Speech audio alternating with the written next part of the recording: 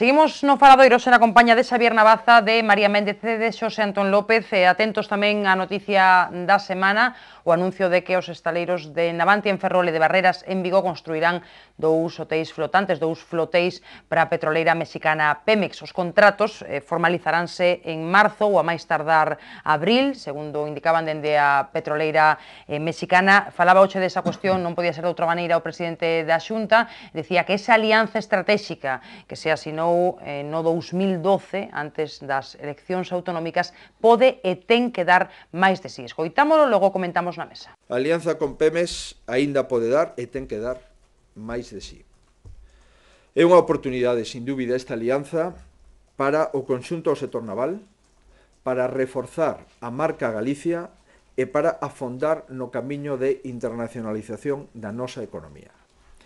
É unha oportunidade porque o sector naval no seu conxunto afronte o futuro con máis enerxía, con máis decisión. 600 millóns de euros en novos pedidos é importantísimo para seguir traballando para ser máis competitivos no traballo que facemos como paso previo e indispensable para obter máis contratos. Supoño que os tres concordades na importancia que ten esta adxudicación longamente esperada, 16 meses agardando por ese anuncio, pero a eses contratos teñenlle que seguir outros, non? Digo, porque isto non vai solucionar a crise do naval, non? Que reflexión facedes na mesa? A ver, Navaza, todos con brevidade, eh? Claro, non vai solucionar de contado a crise do naval, porque que nos últimos 6 anos foronse perdendo 1000 postos de traballo cada ano. Mais os que, polo seu efecto multiplicador, estarían nos traballos, nos postos de traballo indirectos. Pero é un elemento esperanzador, sobre todo, porque sitúa a Galicia e a construción naval galega en ponte ou en enlace con América, con México. Fíxate que hasta ahora, desde dos principales países europeos que construyen buques, mandan as contratas a Corea ou Xapón, non? É dicir, este enlace con México, igual, é o inicio dunha oportunidade para que Galicia non só arme os buques, como está facendo hasta ahora, e o fai con unha capacidade para o diseño que non ten competidor en todo o continente europeo, sino tamén polo todo o que leva o valor engadido dos buques, a tecnoloxía, que non se fai aquí, fan os holandeses, os franceses, os italianos, aquí non. A mellor é a oportunidade de que o fagan en cooperación con México. É moi positivo a crítica que se lle dá a construción dos floteles desde os principales diarios mexicanos, non? Critican moito a Pemex e o goberno mexicano que veña aquí a rescatar asteleiros e a construir buques que deberían estar facéndose ali. Ali non, porque non teñen capacidade para facelos. Pero precisamente por eso pode que haxa unha transferencia tecnolóxica de Galicia ali. Iso non ten por que ser malo na economía global, pode ser bo, como a ponte entre Galicia e América, porque que ademais Asia está perdida para os asteleiros, para os buques, para a construción naval galega. América non, América é un horizonte. É interesante que apunta a Xavier, non sei se concordades. Sen dúbida, e ademais tendo en conta que os nosos asteleiros levaban os do sur de Barreras 2 anos sin actividade ninguna e o de Navantia xa leva para 4 ou 5 anos. Barreras, con unha capacidade impresionante. Exactamente, por tanto, que estaban prácticamente fora do mercado, o que di Javier é importantísimo, volve a situarlos os centros asteleiros, digamos, nese circuito de constructores naval neste mundo que é importantísimo. Pero, ademais, hai outro factor. Temos, ademais, recentemente a posta en marcha do novo tax lease, que é esa bonificación fiscal aprobada por a Unión Europea, que tamén vai a servir de aliciente para que os armadores, se non é explícitamente Pemex, outros poidan subirse ao carro este de demanda da construcción naval en Galicia. Sen embargo, non hai que perder de vista que, dada aínda a importancia que ten esta noticia, o que hai que pensar é que tamén o sector naval está suxeto a unha modificación permanente, tanto técnica como como de estructura que terá que facela. E ao millor non vamos a poder ter outro plazo de tempo como que tivemos hasta o de agora para esperar un novo pedido sin antes ir poñendo, digamos, os mecanismos necesarios para que a industria aínda sexa máis competitiva, porque non hai que esquecer que Pemex reflexa na adxudicación de que foron precisamente a oferta máis competitiva, técnica e de precio. E en ese campo habrá que seguir facendo fincapé se realmente se quere poñer a industria naval no seu... Hai un elemento que pode ser negativo, pero que non vai quedar máis remedio, seguramente. Todo isto vai necesitar un proceso no que vai haber dumping social, é dicir, vai haber rebaixa de salarios respecto dos anteriores, seguramente, a prol da competitividade, pero bueno. Sí, pero en estes momentos... Peor é ter 10.000 familias paradas con unha amenaza de 7.000 ou 8.000 persoas na rúa, evidentemente, ao millor é millor... No, 10.000 familias no Ferrol e outras tantas en Vigo. Renunciar un pouco, digamos, do marxen de perfección salarial e ter un posto de traballo. Pero esa tamén foi a palanca que impulsou os esteleiros coreanos e asiáticos. Pero ademais dese elemento de competitividade que é o tema salarial, existen outros moitos que dotar, digamos, de formación, de tecnoloxía, etc. O sea, dotar os asteleiros da situación razoable para poder seguir competindo. Non por sacar así puntualmente un pedido, despois a botarnos a Bartola outros 10 anos hasta que alguén políticamente, porque non hai que esquecer... Posible, eso sin duda ningún, en Europa ao revés, en Europa si poden dannos. Pero unha alternativa que ademais tamén a partir de agora vamos a estar, digamos, moi observados, a ver se os plazos se cumpren, se as entregas se fan no seu momento, se tecnolóxicamente se cumple tamén, ou seja, hai que estar aí moi hai que estar á altura das circunstancias.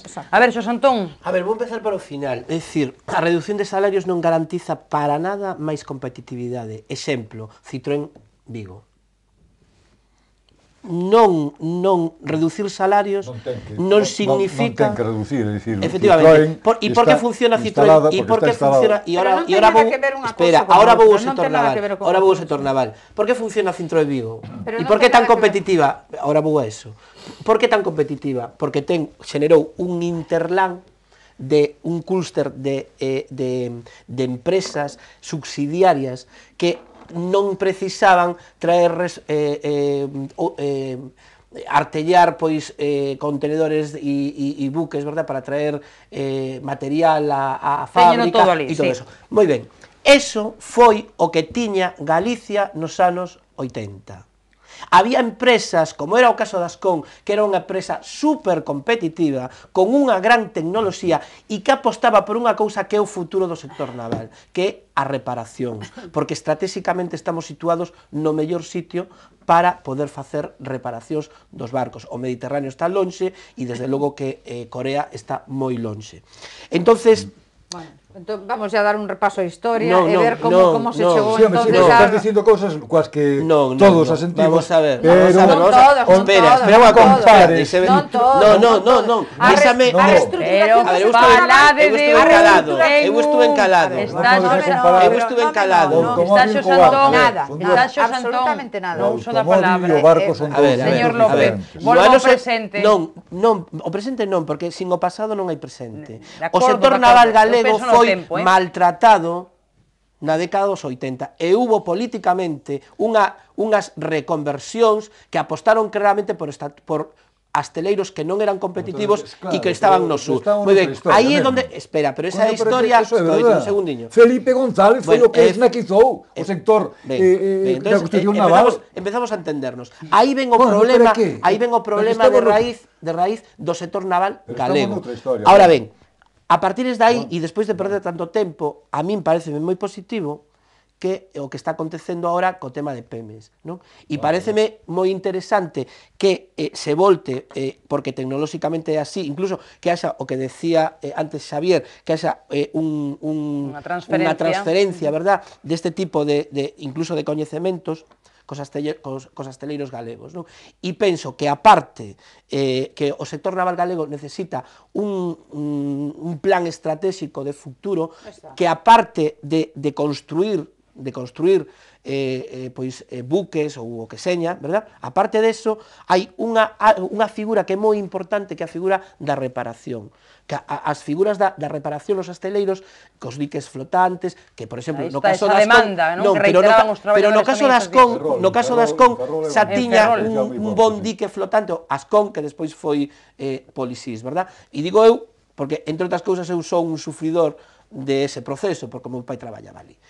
E entonces había esos diques flotantes que eran tan necesarios, verdad, para reparacións. Por qué? Porque Galicia está estratégicamente colocada nas mellores situacións para poder ser o gran, digamos, donde se fagan as grandes reparacións dos buques. E efectivamente. Por eso nos ten a teima que nos ten Holanda e países Noruega. como Holanda, por exemplo, Noruega. Por a nosa ubicación xeográfica, é o medo que eles teñen. Por eso México é a gran alternativa. Estou de acordo contigo. Conectando co Golfo de México, non? Ademais, ese tipo de buques. Porque podemos lle dar 1000 voltas aos outros dous países de Latinoamérica que andan tamén con algo desta industria, como Brasil, non sei quen máis, pero pouco máis, Brasil tal vez. México en alianza con Galicia, eso vai ser vital seguramente. O Gallán, concordo contigo neso. Ahora, que diste que a competitividade non ten que ver co nivel de salarial. Porque naquel momento, tú sabes, Javier... Déxame rematar, moi breve. Lamentablemente, sí, así sucedeu co sudeste asiático. E os buques que viñan da lá. A máis baixo precio, e poñíanchos a metade de precio poñíancho no peirao. Sí, pero non por exemplo, o caso holandés. Que non era necesario. Holanda non competiu. Pero se Holanda están encargando buques ali. Como Holanda. Gas natural, segundo o apelido Fenosa, e Repsol, acaban de encargar 4 gaseiros, 2 a Xapón e 2 a Corea. Bueno, pero realmente as empresas, si encargaron os buques ali, é porque realmente fixeron números e resultan moitísimo máis competitivos. O que non se pode facer é manter e seguir empeñados en sectores industriais que a curto, longo plazo non van a ser rendables. Ou seja, por eso digo eu que é necesario coller este impulso que temos agora e tratar de tratar de xa, digamos, consolidar realmente unha estrutura industrial naval, pero que ca medida necesaria, non a mellor ter unha enorme infraestructura, sino ca medida necesaria, é moi competitiva. É moi competitiva. É moi competitiva. E tal, aí hai un mundo que pode abrir fronteiras, sí. Falamos do PP, se vos parece, teño pouquiño tempo e me apetece preguntarvos, non, por o que, bueno, pois todos os movimentos que se producían estes días e todas estas especulacións sobre se hai ou non fractura no Partido Popular, que celebra esta fin de semana a súa convención nacional, na que haberá ausencias importantes, por exemplo, a de José María Aznar, fundamentalmente a de José María Aznar. Hai figuras que marchan, destacadas no partido durante moito tempo, agora menos, pero, por exemplo, a de Vidal Cuadras, algún novo partido que lles pode disputar votos, non sei que pensades vos, en fin, unha serie de cousas que se van falar tamén nesta Convención Nacional. Xosé Antón, fuches moi elegante falando do PSDG e do PSOE.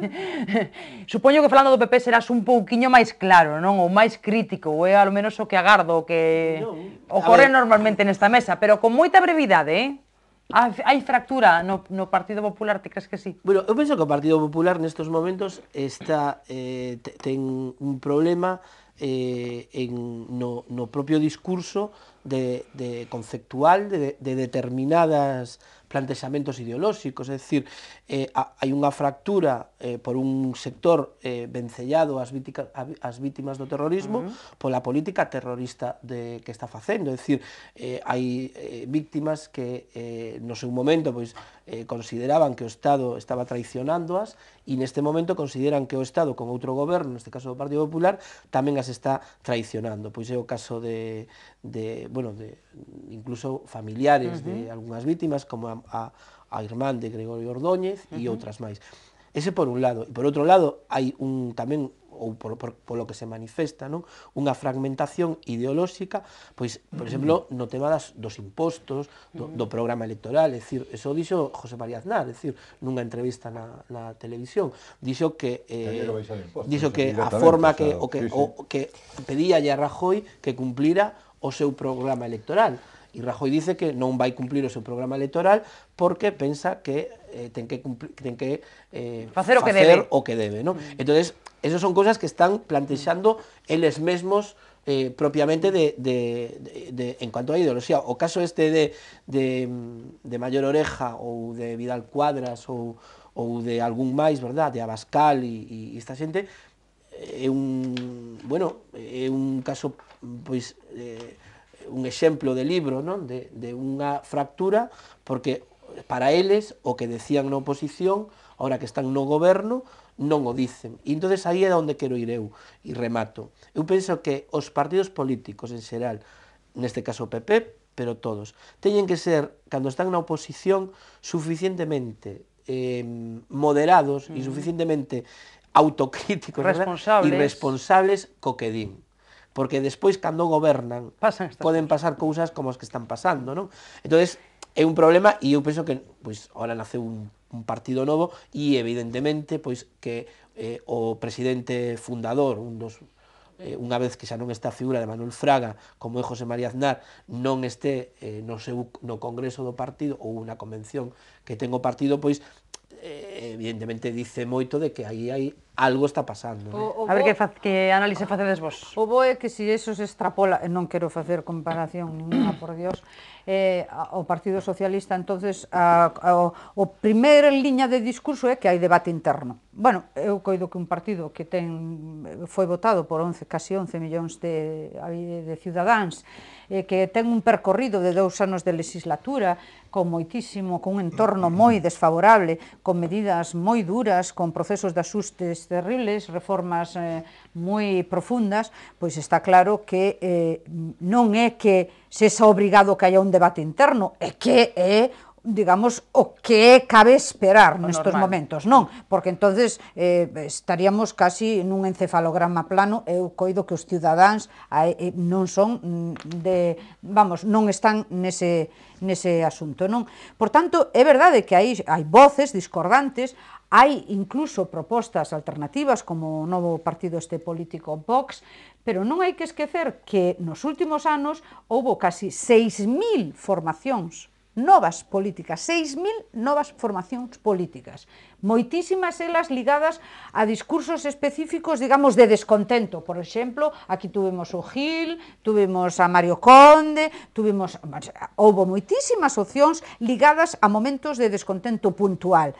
Hai un que foi o que acadou, digamos, unha maior masa electoral, que foi o UPyD, que tampouco ten un discurso, digamos, moi sólido nestes momentos, e agora aparece un Vox que o que trata é de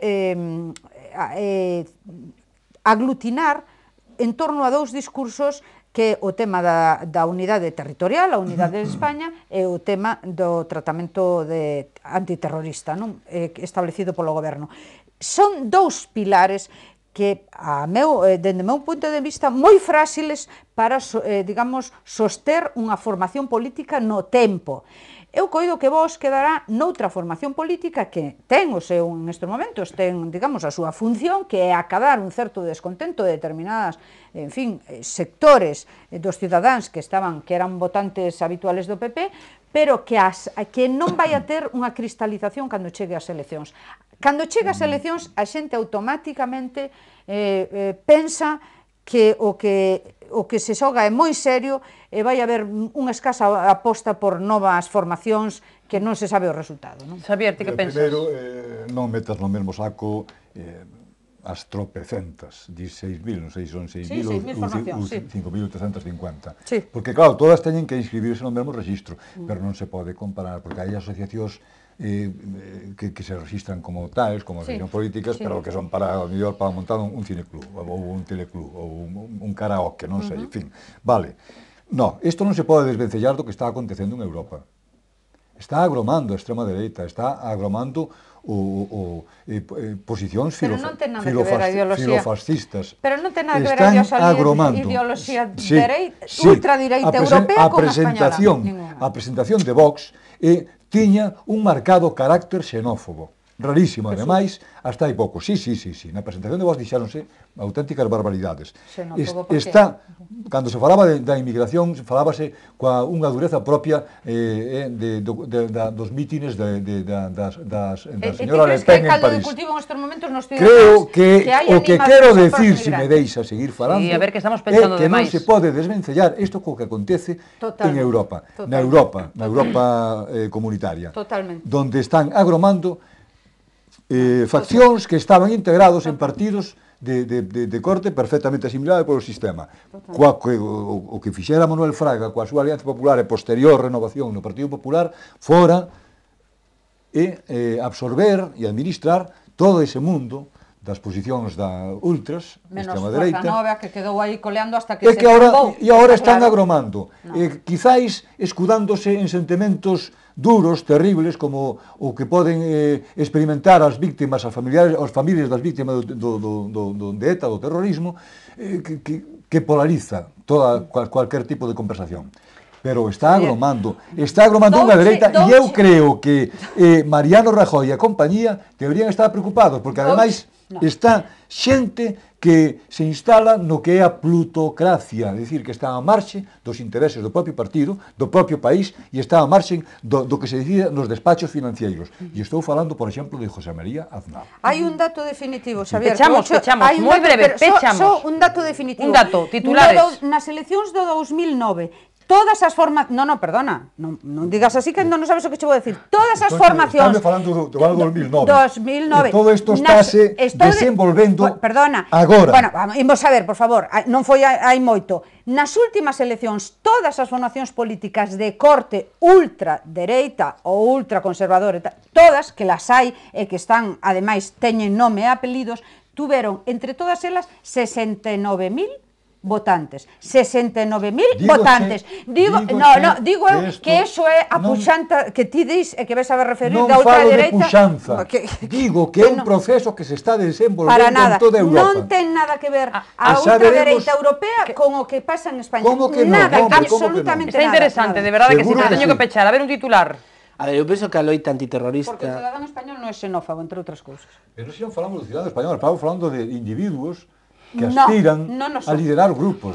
Pero se non teñen caldo de cultivo... A ver, non me veñas con esas trécolas, coño, casuística, ademais. Sentacos, Xavier. A ver, Xos Antón, que pechamos. Eu penso que a loita antiterrorista foi un buque insignia dentro da política de oposición que fixo a José Luis Rodríguez Zapatero, o goberno socialista, o Partido Popular.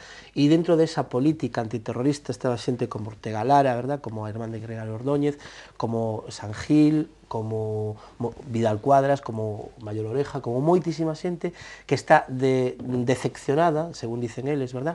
Que a política antiterrorista. E o que está acontecendo é que nas manifestacións que están facendo, incluso outro día hubo unhos actos de homenaxe donde iban separados, verdad? O Partido Popular por un lado e as vítimas por outro, e incluso están chamando o que lle chamaban a Zapatero, verdad? Naquelas famosas manifestacións, traidor, non? Que estaba traicionando as vítimas o propio presidente Rajoy. Eso quere decir de que aí hai un desencontro importante con respecto a algo que foi importante como oposición, que foi a loita antiterrorista. E depois, por outro lado, e remato, eu penso que si é certo que en España, pois o mellor por a figura de Fraga, verdad, e a capacidade que tuvo, verdad, sendo o segundo Maura, non? Verdad, incluso superior de recompoñer toda a dereita sociolóxica española e tela dentro do Partido Popular, e si estou de acordo que agora sí que pode arrumar o mellor algunha ala un pouquiño a extrema dereita, verdad? Que en Europa evidentemente está tamén aflorecendo, non? E isto pode ser un comenzo, non? A ver, titular que me pechamos, algunha cousa que vos quede por apuntar? En Europa, o movemento de ultradereita, sobre todo en Francia, é dende hai moitos anos, e ten unha poboación que se identifica no ámbito xenófobo, se identifica, cousa que en España non hai. Os únicos, é verdade, o discurso discrepante... En Cataluña, por exemplo, Manglana, verdad, é un brote de xenófobo. Houbo en Cataluña, efectivamente, o partido este catalán, que foi xenófobo, e se desintegrou, desintegrouse. Home, non, onde está agora? Busca no dicionario o significado da verba agromar. Facémolo agora, en canto despidamos o programa, deixámolo aquí. Grazas a Xavier, a María e a Xos Antón, estivo realmente moi interesante. Grazas a todos por seguirnos un día máis. Mañá descansamos, non hai tertulia, haberá entrevista, non estará connosco o presidente da Deputación da Coruña, Diego Calvo. Ata entonces, moitas grazas por estaren aí.